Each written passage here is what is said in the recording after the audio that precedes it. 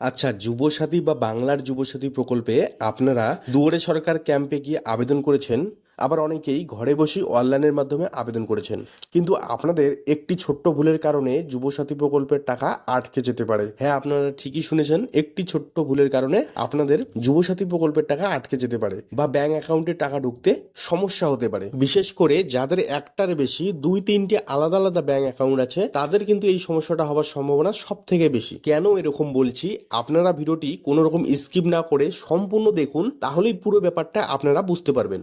সবার প্রথমে আপনারা এই স্ক্রিনশটটা একবার ভালো করে দেখুন। এখানে ক্লিয়ার ভাবে বলা আছে ফান্ড ট্রান্সফার থ্রু আধার বেসড ডিরেক্ট বেনিফিট ট্রান্সফার, ব্র্যাকেটে লেখা আছে ডিবিটি। তাহলে স্ক্রিনশটটা আপনারা দেখে বুঝতেই পারলেন আধার ভিত্তিক ডাইরেক্ট বেনিফিট ট্রান্সফার ডিবিটির মাধ্যমে যুবসাথী প্রকল্পের টাকা দেওয়া হবে। এখন আসল কথায় আসি। ধরুন আপনার 3টে আলাদা আলাদা ব্যাংকে অ্যাকাউন্ট আছে। ধরে নিন স্টেট ব্যাংক, সেন্ট্রাল ব্যাংক আর হচ্ছে পাঞ্জাব ন্যাশনাল ব্যাংক। তো এই 3টে ব্যাংক অ্যাকাউন্টের মধ্যে আপনি আবেদন ফর্মের মধ্যে স্টেট ব্যাংক অ্যাকাউন্টের ডিটেলসটা ফিল আপ করে দিয়েছেন, কিন্তু আপনার তো ডিবিটি লিঙ্ক করা আছে সেন্ট্রাল ব্যাংকের, আর এখানে তো ক্লিয়ার লেখা আছে ডিবিটির মাধ্যমে যুবসাথী প্রকল্পের টাকা দেওয়া হবে। তাহলে ব্যাপারটা কি হলো, আপনি আবেদন ফর্মের মধ্যে দিয়েছেন স্টেট ব্যাংক অ্যাকাউন্টের ডিটেলস আর আপনার ডিবিটি লিঙ্ক করা আছে সেন্ট্রাল ব্যাংকের অ্যাকাউন্ট। তাহলে সমস্যাটা আপনারা বুঝতেই পারছেন। আশা করছি আমি আপনাদেরকে ব্যাপারটা বোঝাতে পেরেছি। তো এখন কথা হচ্ছে, আপনারা কিভাবে বুঝবেন যে আপনার কোন ব্যাংক অ্যাকাউন্টটি ডিবিটি লিঙ্ক করা আছে, আর যদি আপনার অন্য কোনো ব্যাংক অ্যাকাউন্টে ডিবিটি লিঙ্ক করা থাকে, সেটা কিভাবে চেঞ্জ করে আপনি যে ব্যাংকের ডিটেলসটা আবেদন ফর্মে দিয়েছেন সেই ব্যাংক অ্যাকাউন্টটা ডিবিটি লিঙ্ক করবেন।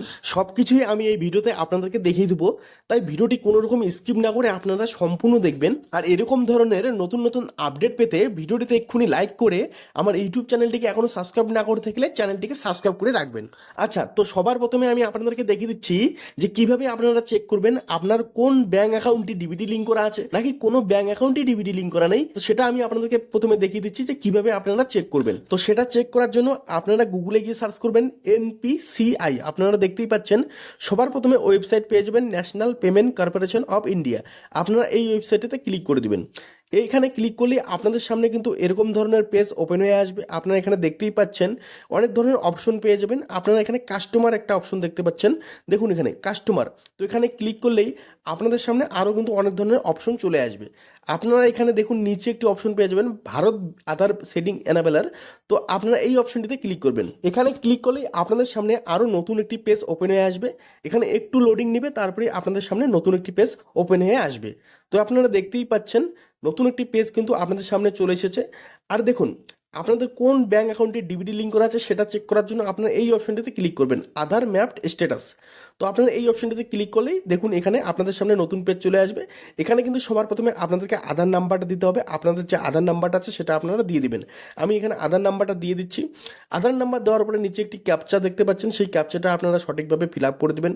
ক্যাপচা ফিল আপ করার পরে নিচে একটি অপশন দেখতেই পাচ্ছেন চেক স্ট্যাটাস। এখানে ক্লিক করলেই আপনাদের আধার কার্ডের সাথে যে রেজিস্টার মোবাইল নাম্বারটা আছে সেই মোবাইল নাম্বারে কিন্তু ওটিপি চলে যাবে। তো সেই ওটিপিটা কিন্তু এখানে আপনাদেরকে সঠিকভাবে দিতে হবে।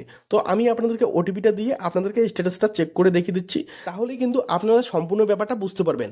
আর এই কাজটা কিন্তু আপনারা মোবাইল থেকেও করে নিতে পারবেন। তো আমি এখানে ওটিপিটা দিয়ে দিচ্ছি। ওটিপি দেওয়ার পরে এখানে নিচে কনফার্ম বলে একটি অপশন, এখানে আমি ক্লিক করে দিয়েছি। আর এখানে দেখতেই পাচ্ছেন স্ট্যাটাস কিন্তু ওপেন হয়ে চলে এসেছে। সবার উপরে আপনারা দেখতেই পাচ্ছেন আধার নাম্বার। এখানে কিন্তু আধার নাম্বারে সে 4টা সংখ্যা দেখা যাচ্ছে। আর এখানে দেখুন ম্যাপিং স্ট্যাটাস জায়গায় নট এনাবেল ফর ডিবিটি। এই ব্যক্তির কিন্তু ব্যাংক অ্যাকাউন্ট ডিবিটি লিঙ্ক করা নেই, সেজন্য এখানে দেখাচ্ছে নট এনাবেল ফর ডিবিটি। আর এখানে ব্যাংকের নাম দেখাচ্ছে, আপনারা দেখতেই পাচ্ছেন এয়ারটেল পেমেন্ট ব্যাংক লিমিটেড। তো এই ব্যক্তি কিন্তু ফর্ম ফিল আপের সময় কিন্তু স্টেট ব্যাংকের ডিটেলস দিয়ে ফর্ম ফিল আপ করেছেন এবং আবেদনটা জমা করেছেন। তাহলে এখানে বুঝতেই পারছেন এখানে কিন্তু তার স্টেট ব্যাংক অ্যাকাউন্টটা কিন্তু ডিবিটি লিঙ্ক করা নেই, আর এখানে এয়ারটেল পেমেন্ট ব্যাংক লিমিটেড দেখাচ্ছে। সমস্যাটা আপনারা বুঝতেই পারলেন। তাহলে এই ব্যক্তির কি করতে হবে, এখন স্টেট ব্যাংক অ্যাকাউন্টটা ডিবিটি লিঙ্ক করে নিতে হবে। আর আপনাদের ক্ষেত্রে আপনারা যদি স্টেটাস চেক করে দেখতে পারেন যে আপনি ফর্ম ফিল আপের সময় যে ব্যাংক অ্যাকাউন্ট ডিটেলসটা দিয়েছেন সেই ব্যাংক অ্যাকাউন্টই ডিবিটি লিঙ্ক করা আছে, এখানে সেই ব্যাংকের নামটি দেখাচ্ছে এবং ম্যাপিং স্ট্যাটাসে এনাবেল ফর ডিবিটি দেখাচ্ছে, তাহলে তো আপনাদের আর এখানে কিচ্ছু করতে হবে না, আপনাদের সবকিছুই ঠিক আছে। আর যদি আপনারা এখানে দেখতে পারেন যে আপনার এখানে সেন্ট্রাল ব্যাংকের নাম দেখাচ্ছে কিন্তু আপনি তো ফর্ম ফিল আপের সময় স্টেট ব্যাংকের ডিটেলসটা দিয়েছেন, তাহলে কি করতে হবে, এখানে আপনাদের ব্যাংক অ্যাকাউন্টটা চেঞ্জ চেঞ্জ করে নিতে হবে, মানে আপনাদের ডিবিটি লিঙ্কটা চেঞ্জ করে নিতে হবে। যদি আপনাদের সেন্ট্রাল ব্যাংকে থাকে সেক্ষেত্রে আপনাদের স্টেট ব্যাংক অ্যাকাউন্টে ডিবিটি লিঙ্ক করে নিতে হবে। তো কীভাবে আপনারা নতুনভাবে ব্যাংক অ্যাকাউন্ট ডিবিটি লিঙ্ক করবেন বা ব্যাংক অ্যাকাউন্টটি চেঞ্জ করবেন সেটা আমি আপনাদেরকে এখন দেখিয়ে দিচ্ছি। এখানে আপনারা একটা অপশন দেখতে পাচ্ছেন, আধার সিডিং ডিসিডিং। তো আপনারা এই অপশনটিতে ক্লিক করলে আপনাদের সামনে এরকম ধরনের ইন্টারফেস চলে আসবে। তো সবার প্রথমে আপনারা এখানে আপনাদের আধার নাম্বারটা দিয়ে দেবেন সঠিকভাবে। তারপরে এখানে দেখুন রিকোয়েস্ট ফর আধার সিডিং আর হচ্ছে ডিসিডিং।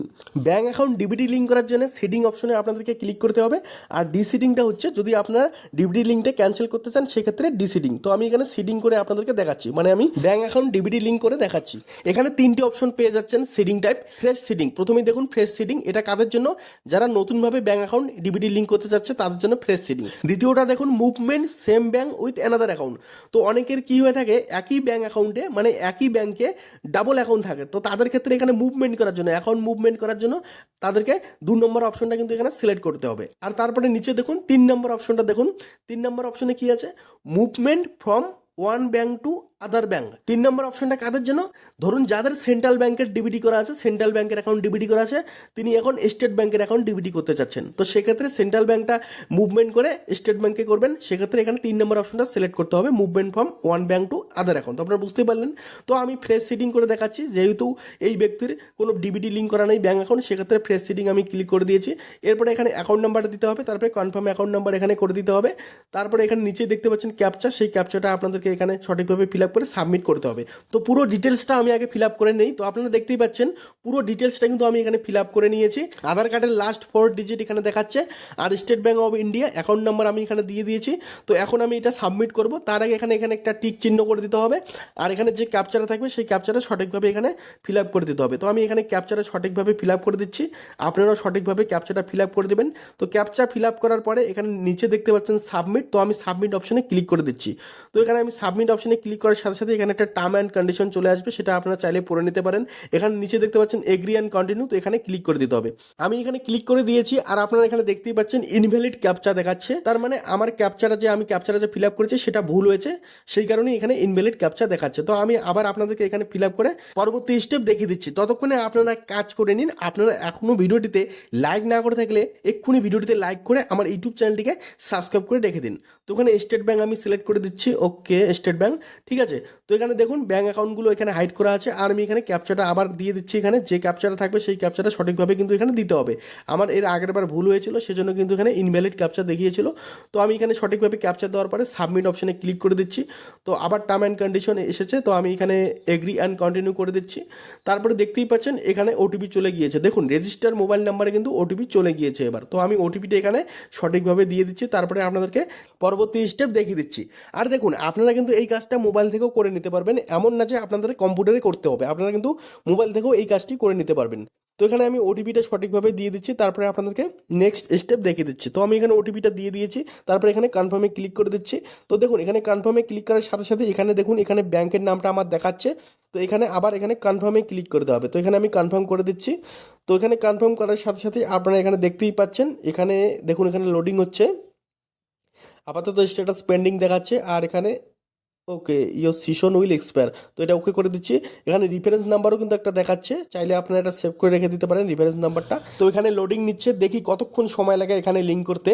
তো এখানে অপেক্ষা করতে হবে কতক্ষণ সময় লাগে, এখানে আপনারা দেখতেই পারবেন। এখানে আপাতত পেন্ডিং স্ট্যাটাস দেখাচ্ছে, ওকে। এখানে দেখুন স্ট্যাটাস সাকসেস, আপনারা দেখতেই পাচ্ছেন status success, your Aadhaar number এখানে দেখাচ্ছে হাইড করা আছে, successfully seeded to State Bank of India account নাম্বারটাও আপনারা এখানে দেখতে পাচ্ছেন হাইড করা আছে। তো এখানে আপনারা বুঝতেই পারলেন এখানে কিন্তু স্টেট ব্যাঙ্ক অ্যাকাউন্টটা কিন্তু পুরোপুরিভাবে ডিবিটি লিঙ্ক হয়ে গিয়েছে, এখানে কিন্তু স্ট্যাটাস সাকসেস দেখাচ্ছে। তো এখন আমি এই ব্যক্তির স্ট্যাটাসটা আরেকবার আপনাদেরকে ওপেন করে দেখাচ্ছি, স্ট্যাটাসটা আরেকবার চেক করে দেখিয়ে দিচ্ছি যে স্টেট ব্যাঙ্কের অ্যাকাউন্টটা ডিবিটি লিঙ্ক হলো কিনা, ওখানে স্টেট ব্যাঙ্কের নামটা দেখাচ্ছে কিনা, আমি আপনাদেরকে আরেকবার স্ট্যাটাসটা চেক করে দেখিয়ে দিচ্ছি। তো আমি এই ব্যক্তির আধার নাম্বার দেওয়ার পরে ক্যাপচাটা সঠিকভাবে দিয়ে দিচ্ছি, তারপরে আপনাদেরকে চেক স্ট্যাটাসে ক্লিক করে দেখিয়ে দিচ্ছি। তো দেখুন এখানে আমি চেক স্ট্যাটাসে ক্লিক করার পরে রেজিস্টার মোবাইল নাম্বারে কিন্তু ওটিপি চলে গিয়েছে, সেই ওটিপিটা কিন্তু এখানে দিতে হবে সঠিকভাবে।